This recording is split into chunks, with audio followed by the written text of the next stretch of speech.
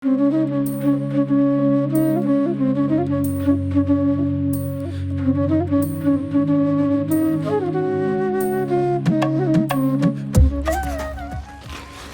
হচ্ছে মালিক সিডসের ornamental sunflower. এটার বেশ কিছু বৈশিষ্ট্য আছে। প্রথমত হচ্ছে এটা কাঠফ্লাওয়ার হিসেবে আপনারা ব্যবহার করতে পারবেন। অর্থাৎ এইখান থেকে এই পর্যন্ত এই স্টিকটা কেটে নেবেন, কেটে এটা কাঠফ্লাওয়ার হিসেবে বিক্রি হবে। এর পাশে আবার ব্রাঞ্চ মতো বের হয়, অর্থাৎ নতুন ফুলও থাকে এখানে অনেক। এই ফুলগুলাও তুলে আপনারা বিভিন্ন বুকেটে, তারপর হচ্ছে তোড়ায় ব্যবহার করতে পারবেন। এই সূর্যমুখীতে কিন্তু অন্যান্য সূর্যমুখীর মতো ভিতরে বীজ হয় না, এটা শুধুমাত্র অর্নামেন্টাল সানফ্লাওয়ার। গরমকালে এটা 50 থেকে 55 দিনেই কেটে আপনারা বাজারজাত করতে পারবেন।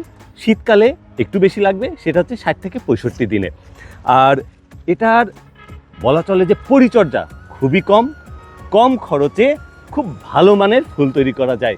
এখানে পরিশ্রম নেই বললেই চলে, খরচ কম, কিন্তু বাজারে কিন্তু চাহিদা প্রচুর।